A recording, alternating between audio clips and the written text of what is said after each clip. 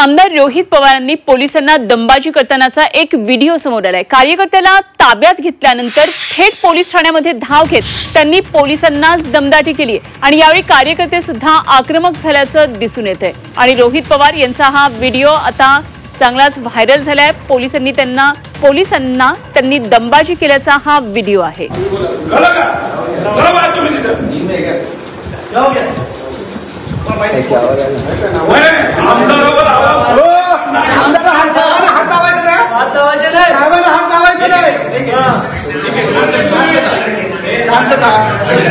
पोलिसांना सहकार्य केलं, पोलिसांनी नीट वागले, गोखले साहेब नीट वागलं पाहिजे, नीट बोललं पाहिजे ना, असं